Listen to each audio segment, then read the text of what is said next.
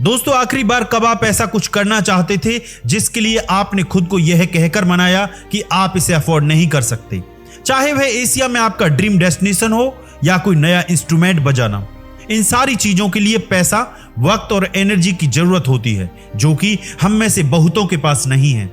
लेकिन अगर अपने सपनों को हासिल करना और रिटायरमेंट के लिए पैसे बचाना आपकी सोच से ज्यादा आसान हो तो खैर, जोई से मिलिए, एक इमेजिनरी कैरेक्टर जिसकी परेशानियां हम में से ज्यादातर लोगों के जैसी हैं।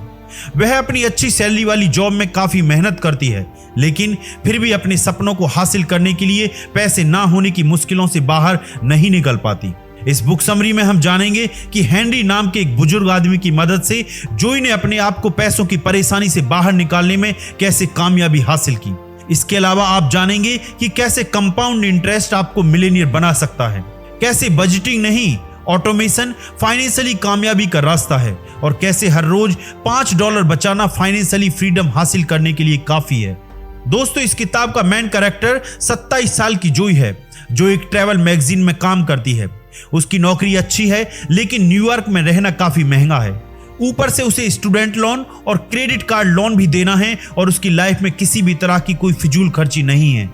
फिर भी अपने महीने का खर्च बड़ी मुश्किल से चला पाती है। पैसों की कमी उसकी जिंदगी की एक आम प्रॉब्लम बन गई है। चाहे वो फोटोग्राफी कोर्स हो या दुनिया घूमने का उसका सपना, हमेशा एक ही जवाब होता है, मैं अफोर्ड नहीं कर सकती। हम जोई की स्टोरी 3 साल पहले से जानेंगे। उसकी मंडे की सुबह से हमेशा की तरह उसने अपनी पास की कॉफी शॉप हेलेना से एक डबल शॉट लाटे खरीदा। अंदर ब्रुकलिन का कल्चर पता चल रहा था और कैफे की दीवारें आर्ट और तस्वीरों से सजी हुई थी, और उस जगह में एक कंफर्टेबल और हिपस्टर वाइब थी। लेकिन सुबह के वक्त की सीसाइड गांव की तस्वीर ने जोई का ध्यान खास तौर पर खींचा। लाटे ऑर्डर करते वक्त उसके पास तस्वीर को देखने के लिए कुछ पल ही थे, लेकिन उसे कुछ अपना सा महसूस हुआ। हाथ में लाटे लिए अपना काम जारी रखते हुए जोई वर्ल्ड ट्रेड सेंटर के स्टेशन पर पहुंच गई। स्क्रीन पर एक एडवर्टाइजमेंट आया जिसमें कैफे में मौजूद जैसी फोटो थी। तस्वीर के साथ एक मैसेज था, अगर आपको नहीं पता कि आप किस रास्ते पर चल रहे हैं तो हो सकता है आखिर में आपको मंजिल पसंद ना आए। इस मैसेज को पढ़ने के बाद जोई अपनी जिंदगी के बारे में सोचने लगी। वह कहां जा रही थी, उसके सपने क्या थे और उन्हें पूरा करने के लिए वह क्या कर रही थी। इससे पहले कि इसका जवाब हासिल कर पाती, उसे एहसास हुआ कि वह काम के लिए लेट हो रही है। उसने अपने मकसद की तरफ चलना शुरू कर दिया। World trade centre, home of travel magazines, जहां वह काम करती थी। कुछ घंटों बाद बॉस बारबरा के साथ उसके लंच करने का वक्त था। बारबरा ने देखा कि जोई उस दिन कुछ खोई सी लग रही थी और पूछ लिया कि उसके दिमाग में चल क्या रहा है। तो जोई ने हेलेनाज में मौजूद उस तस्वीर के बारे में बताया, और यह भी कि अपने लिविंग रूम के लिए ऐसी फोटो अफोर्ड कर पाना वह कितना पसंद करेगी। बारबरा ने जोई को हेनरी नाम के कॉफी बेचने वाले एक बुजुर्ग से बात करने की सलाह दी, जो कि उसी कॉफी हाउस में थे जहां से जोई डेली कॉफी लेती थी, और कहा कि उनसे उस फोटो के बारे में पूछो और देखो वह क्या कहते हैं। हेनरी ने जोई को लाटे फैक्टर के बारे में बताया। अगली सुबह जोई हेलेनाज में उस सीसाइड गांव की तस्वीर को ध्यान से देखने के लिए रुकी, जिसके नीचे प्राइस टैग लगा था $1200, एक तस्वीर के लिए महीने भर का किराया। फिर भी उस तस्वीर की खूबसूरती को सराहते हुए, उस आइलैंड के बारे में सोचते हुए जहां यह तस्वीर ली गई थी, वह वहीं खड़ी रही। तभी किसी ने उसे पीछे से टोका। माइकोनोस, उस आइलैंड का नाम। लगभग अपनी लाटे को गिराते हुए वह हेनरी से मिलने के लिए मुड़ी, वह कॉफी बेचने वाला जिसके बारे में बारबरा ने उसे बताया था। उस तस्वीर के लिए दोनों की ही पसंद जाहिर हो जाने के बाद हेनरी ने जोई से पूछा वह उसे खरीद क्यों नहीं लेती। उसने झेंपते हुए जवाब दिया कि वह एक फोटो की इतनी महंगी कीमत अदा करना अफोर्ड नहीं कर सकती। हेनरी ने फिर एक ऐसा कुछ कहा जिसकी उम्मीद जोई ने नहीं की थी।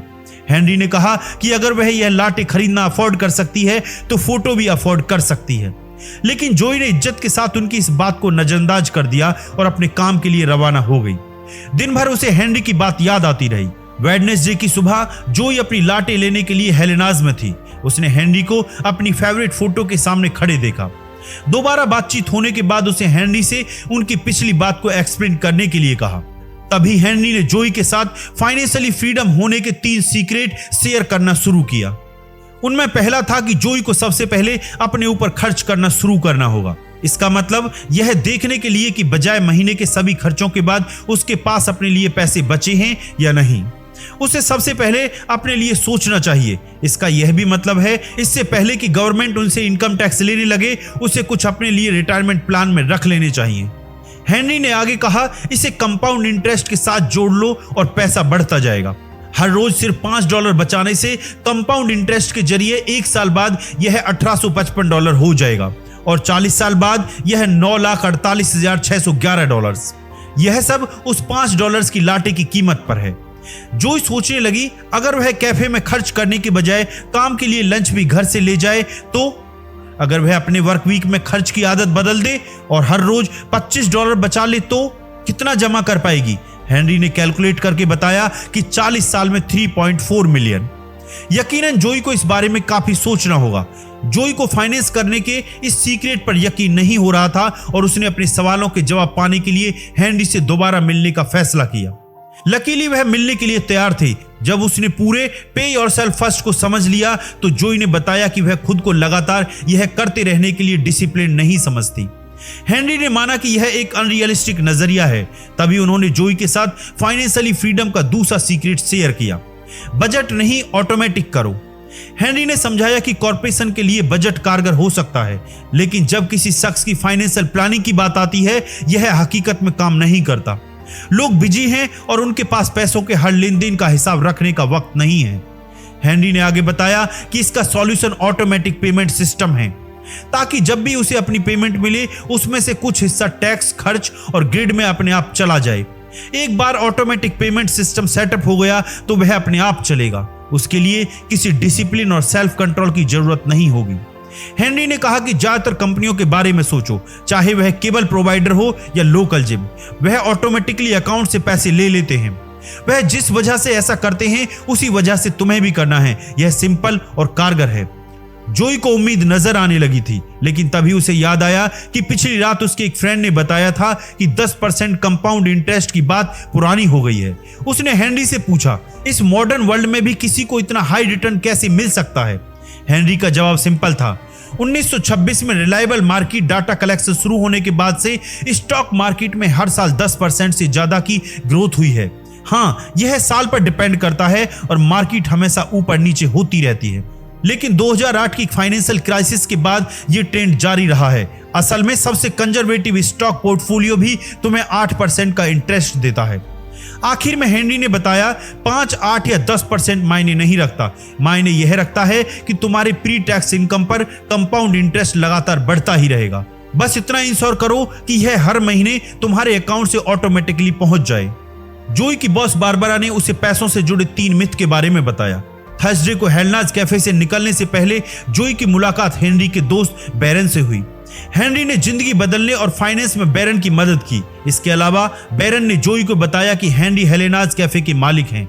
उसी मिनट से जोई इस मिस्टीरियल फाइनेंस के बारे में जानने लगी थी। उसी सुबह बारबरा जोई के डेस्क के पास आई और पूछने लगी कि उसने हेनरी से बात की या नहीं। जोई ने हाँ में जवाब दिया, लेकिन अभी भी उसके दिमाग में डाउट्स थे। वह मान चुकी थी कि पैसों को लेकर वह ज्यादा अच्छी समझ नहीं रखती। बारबरा ने अपनी कुछ नॉलेज जोई के साथ शेयर करने का फैसला किया और उसे पैसों से रिलेटेड 3 मिथ के बारे में बताना शुरू किया। बारबरा ने कहा, पहला मिथ यह है कि ज्यादा पैसे कमाना आपको अमीर बनाता है। ज्यादातर लोगों को लगता है कि प्रॉब्लम उनकी कम इनकम में है, लेकिन असली दिक्कत उनके खर्च करने के तरीके में है। जो ज्यादा कमाते हैं वह बस ज्यादा खर्च करते हैं। सॉल्यूशन, अपनी खर्च करने की आदत को बदलना। फॉर एग्जाम्पल, काम पर खाना ले आने से डेली $15 बचते हैं। बारबरा ने समझाया। दूसरा मिथ यह है कि पैसे बनाने के लिए पैसों की जरूरत पड़ती है। बारबरा उन लोगों की गिनती भूल चुकी थी जितनों ने उसे यह बात बताई थी। जैसा कि हेनरी ने बताया, इसकी शुरुआत कम से कम $5 से की जा सकती है। बारबरा ने आगे बताया, यह जानने के लिए तुम्हें मैथमेटिशियन या वॉल स्ट्रीट इन्वेस्टर होने की जरूरत नहीं है कि कंपाउंड इंटरेस्ट कैसे काम करता है। इसके उलट यह है कि पैसे अपने आप बनने चाहिए। इसके लिए तुम्हें हर वक्त फिक्र करने की जरूरत नहीं है। आखिर में बारबरा ने बताया, पैसों के बारे में तीसरा मिथ है कि बुरे वक्त में तुम्हारा सहारा बनने के लिए कोई होगा। चाहे गवर्नमेंट हो या फैमिली, आप हमेशा यह उम्मीद नहीं कर सकते कि कोई ना कोई आपकी मदद के लिए होगा। बारबरा ने समझाया कि यह अक्सर हम औरतों के मामले में होता है। हम सोचते हैं कि जब बुरा वक्त होगा तो कोई प्रिंस चार्मिंग कहीं से आकर हमें उड़ा ले जाएगा, लेकिन यह सिर्फ फेरी टेल है। जोई को अपना खुद का प्रिंस चार्मिंग बनने की जरूरत है। आखिरी लेसन, हेनरी ने जोई को बताया कि अपनी जिंदगी जीने के लिए रिटायरमेंट का इंतजार करने की जरूरत नहीं है, ऐसा आप अभी भी कर सकते हैं। फ्राइडे को काम पर जाते वक्त जोई को एहसास हुआ कि उसने हेनरी से 3 में से 2 सीक्रेट जाने हैं, इसलिए उसने तीसरा और आखिरी सीक्रेट जानने का फैसला किया और हेनरी से ज्यादा नॉलेज लेने के लिए हेलेनाज कैफे पहुंच गई। हेनरी दोबारा बात करने को लेकर खुश हुए और यह पूछने से शुरुआत की कि जोई के लिए सबसे ज्यादा इंपॉर्टेंट क्या है, फ्यूचर में नहीं बल्कि अभी। कुछ देर सोचने के बाद जोई ने जवाब दिया कि वह अच्छी फोटोग्राफ लेना सीखना चाहेगी और लॉन्ग टर्म के लिए उसका सपना दुनिया घूमने का है। यह बात उसे दुखी कर देती थी कि वह एक ट्रैवल मैगजीन के लिए काम करती है लेकिन कभी कंट्री से बाहर नहीं गई। हेनरी ने बताया कि तीसरा सीक्रेट को अमल में लाने का वक्त आ गया है। अपने लिए बचत करना और उसे ऑटोमेटिक करना, यह सब ठीक है, लेकिन प्रेजेंट में पैसों की फिक्र के बिना जीने की भी जरूरत है। हेनरी ने पूछा, एक अच्छे फोटोग्राफी कोर्स में कितना पैसा लगता है? जोई ने जवाब दिया, लगभग $600।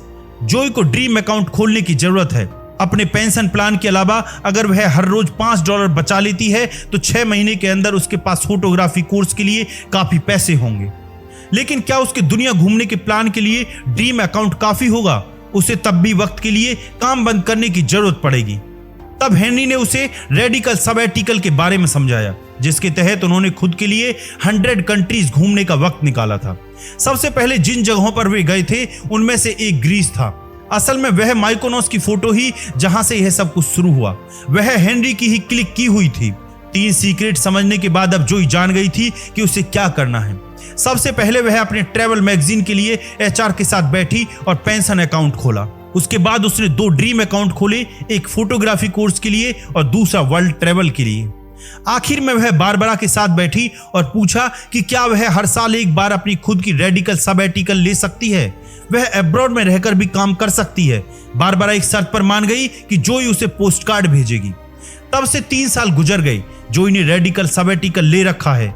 उससे भी ज्यादा यह है कि जो फोटोज वह दुनिया भर के ट्रैवल के दौरान क्लिक करती है वह उसी ट्रैवल मैगजीन में पब्लिश होने लगी जहां वह काम करती है। जोई अपने ड्रीम्स पूरे कर रही है और यह सब $5 की लाटे की असल कीमत पहचान कर हुई। दोस्तों, वक्त है इस बुक समरी के कंक्लूजन का। इस कहानी से हमने फाइनेंशियल फ्रीडम के 3 सीक्रेट सीखे। शुरुआत अपने लिए प्री टैक्स अकाउंट में पैसे बचाने से कीजिए। बजटिंग की जगह ऑटोमेशन का तरीका अपनाइए। जोई की स्टोरी हमें बताती है कि कैसे ड्रीम अकाउंट खोलकर हम अभी और फ्यूचर में भी अपने सपनों को जी सकते हैं। कुल मिलाकर एक अनस्टेबल सिचुएशन में जीने का कोई एक्सक्यूज नहीं है। आपको सिर्फ हर रोज $5 सेव करना है, या यूं कहें एक लाटे की कीमत। तो दोस्तों, आपको ये बुक समरी कैसी लगी कमेंट्स बॉक्स में जरूर बताएं और इसी तरह की ऑडियो बुक समरीज के लिए इस चैनल को लाइक करें, सब्सक्राइब करें एंड शेयर करें। बहुत बहुत धन्यवाद। खुश रहिए।